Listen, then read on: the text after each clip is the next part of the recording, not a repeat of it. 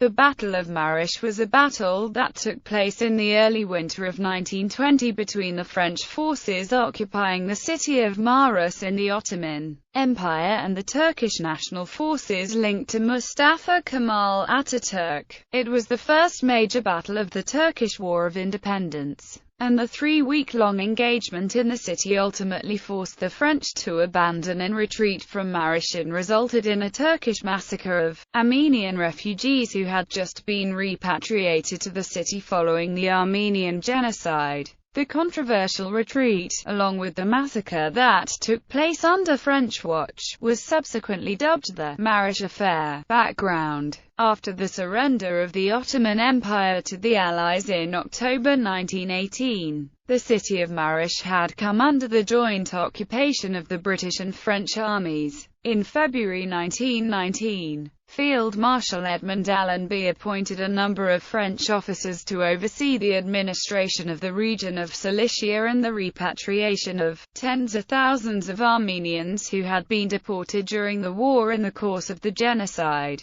Within a few months, approximately 150,000 Armenians had been repatriated, including 20,000 natives from Maraş. In the months following the end of the war, Cilicia had also become a source of dispute between the British and French, who both aspired to establish influence in the region. The British government, however, was under strong domestic pressure to withdraw and demobilize its forces in the Middle East, and on 15 September 1919, Prime Minister David Lloyd George begrudgingly accepted a proposal by Prime Minister Georges Clemenceau to have the French formally assume control of Cilicia. The transfer of command took place on 4 November, but Field Marshal Ferdinand Foch promised to reinforce the existing forces in the area with at least 32 infantry battalions, 20 cavalry squadrons and 14 artillery batteries went unfulfilled. The French units were thus deprived of armored cars and air support and lacked automatic weapons, heavy artillery and even wireless transmitters and carrier pigeons. Turkish nationalist movements. The Anglo-French rivalry had led to the coalescence and strengthening of the Turkish national movement under the leadership of Mustafa Kemal Pasha. Kemal had denounced the Allied occupation of Cilicia in November 1919, and the forces loyal to him were tenaciously preparing to launch a major insurrection against the thinly spread French units garrisoned in Maraş. Anti-Panurfa. Experienced officers, including the Kurdish captain Ali Kiluk, were sent by Mustafa Kemal to organize the tribal units and Chetty bands in the region. The Turkish forces in Maraş numbered 2,500. Some of them were armed with old hunting rifles and others with melee weapons. Before the battle, they obtained 850 rifles, 2 machine guns, 2 cannons, from the gendarmerie building in Maraş.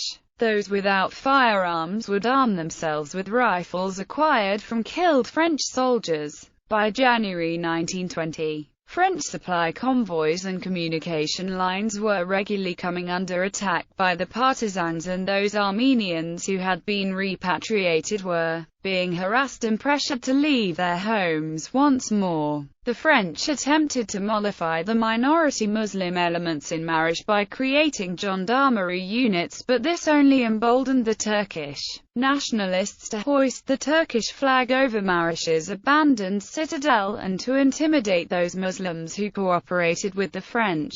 The French troops in Maraş included many Algerians, and also Armenians who had been recently enlisted, and it was stated that the latter had supposedly annoyed the local population by their arrogant attitude as they strolled on the streets in their French uniforms. Seeing all this, Captain Pierre-Jean Daniel André, the head of the Maraş detachment, requested additional reinforcements, but, due to the indecisiveness of his superior, Lt. Colonel Jean Fly Sainte-Marie, he was ordered to go to Adana to apprise the division commander, Brigadier General Julien Dullou, of the situation. Dullou agreed to send extra men under the command of General Queret to Maraş, but by the 17th of January, when the reinforcements arrived, The French had already lost the initiative. Supply convoys in Belpuna and El Oflu had come under attack, and a relief column led by battalion commander Major Corneloup had been ambushed. On the 21st of January, General Queret summoned the Muslim notables of Maraş to his headquarters located at a barracks in the north of the city and presented them with evidence pointing to their complicity in the attacks and demanded that they put an end to the hostilities. As the leaders departed, Turkish police chief Arslan Toguz drew out his pistol and fired 5 rounds into the air, signaling the beginning of the uprising. Active stage. The first French units to come under attack were those officers accompanying the local gendarmerie or standing guard.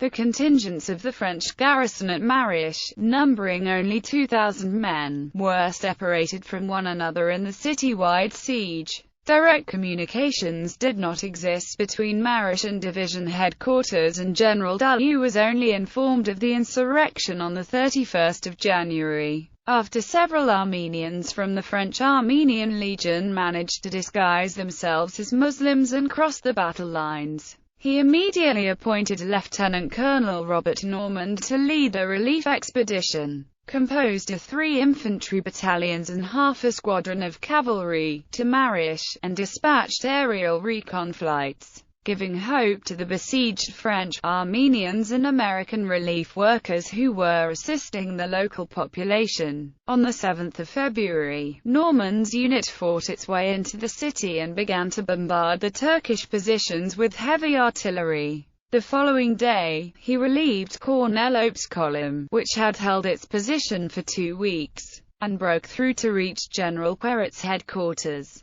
To Queret's astonishment, Normand told that he had come with orders from General Dalu to begin the full evacuation of the French garrison of Maraş, followed by the Christian and loyal Muslim population. Queret was reluctant to carry out such a command, but Normand claimed that no more reinforcements or supplies would be sent. With this in mind, Queret agreed to the evacuation. The order to evacuate ironically came at precisely the same moment that the Turkish nationalists were seeking a ceasefire. No sooner had General Queret begun negotiations with the Turkish representative, Dr. Mustafa, when he was told by Normand to prepare to evacuate. By 300 in the morning of the 11th of February, Queret had destroyed the remaining ammunition dumps and was preparing to slip out under the cover of darkness, in order to prevent the terrified Armenian population from hindering his troops' withdrawal. Subsequently called the Maraş Affair, many of the Armenian refugees died from exhaustion and from the bitter cold, such that there were only 1,500 of their number when they reached Tizlahiya on the 13th of February. The French casualties of the battle included 160 killed, 280 wounded, 170 missing and 300 severely frostbitten. Massacre of Armenians. The 3-week siege of Maraş was also accompanied by the wholesale massacre of the Armenian repatriates. Roving Turkish bands threw kerosene-doused rags on Armenian homes and laid a constant barrage upon the American Relief Hospital. The Armenians themselves, as in previous times of trouble, sought refuge in their churches and schools.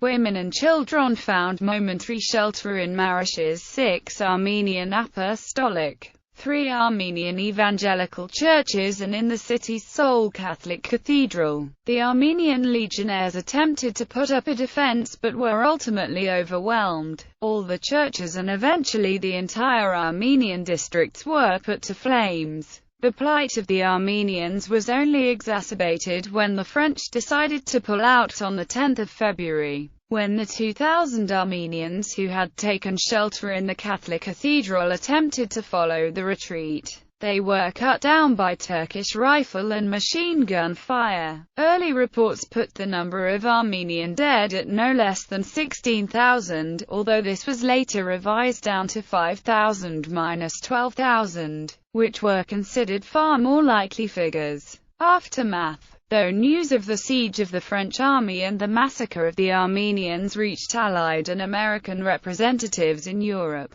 The French High Command did not publicly indicate that anything serious had taken place. Internally, however, they were astonished by this move launched by the Turkish Nationalists. The battle and the massacre were discussed fervently in the European and American press, as well as the British Parliament. Colonel Norman's role in ordering the evacuation, in particular, stirred controversy as members of General Defiex's staff maintained that no evacuation order had ever been given.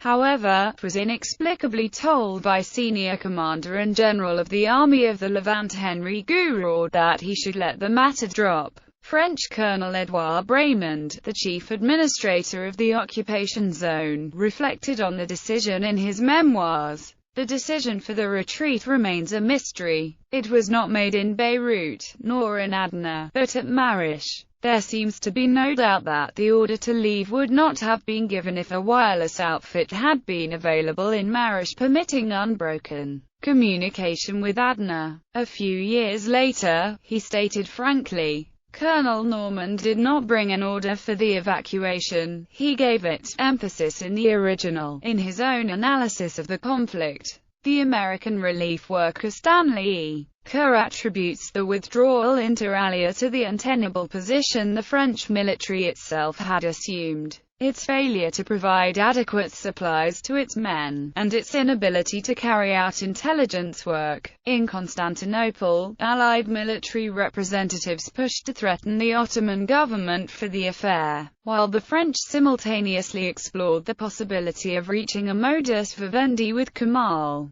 The Allied Supreme Council, which at the time was working out the details to a peace treaty that it would present to the Ottoman government, deliberated on how best to respond. Some of the delegates present, including Prime Minister David Lloyd George, insisted that strong pressure should be brought to bear against the Ottoman government to prevent new atrocities. But the other diplomats were skeptical of the idea. The officials also agreed that the Ottoman government should dismiss Kemal from office, although they admitted that such a move was impractical, since the Ottoman government held no control over Kemal, who was leading a counter-Turkish government in Anatolia. A decision was finally reached on the 10th of March. British, French and Italian leaders agreed to authorize the formal occupation of Constantinople, which was carried out by the forces under General George F. Milne's command on the morning of the 16th of March. On 7 April 1925, Maraş became one of two cities in Turkey to receive a Turkish Medal of Independence.